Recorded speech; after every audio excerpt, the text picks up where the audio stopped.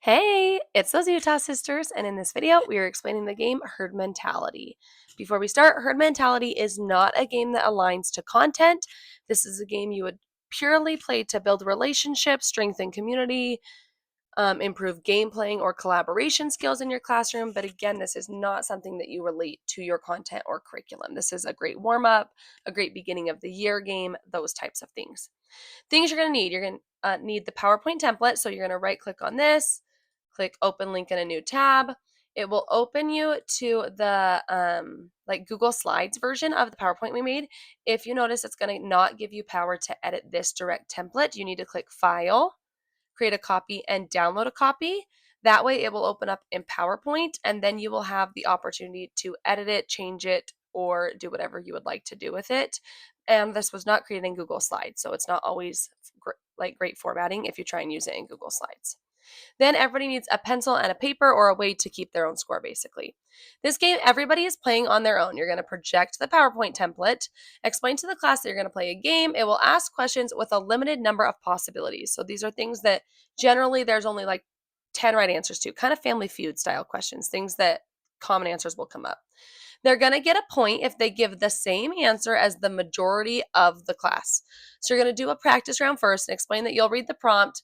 Everyone must remain quiet until after you ask for their answer.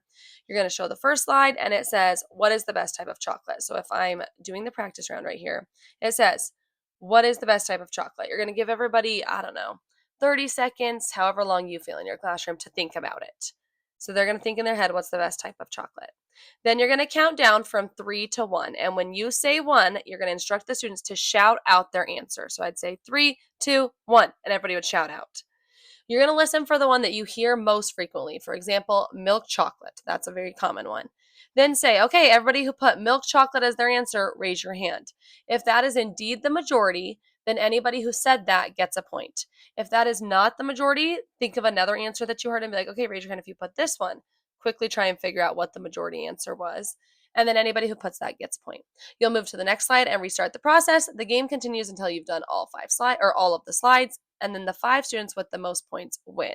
Students do not get to ask follow-up questions about the prompt. They just have to go with their first instinct or interpret the questions as whatever they believe.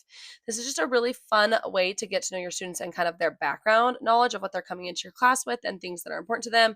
Like, how many people must there be for someone to say a few, right? Or who's the best superhero? What's the weirdest looking animal? Which I learned something crazy about my students this year. Like on this one, they all yelled out the blobfish, which I had never heard of in my life. But apparently, one of their elementary schools read them a book about the blobfish, and like all of the kids yelled that. So it was insane. So you learn a lot about your students this way. But again, it's just a great way to learn about your kids, have fun with them, build some classroom community, and things like that. If you give it a try in your classroom, be sure to tag us at those Utah sisters.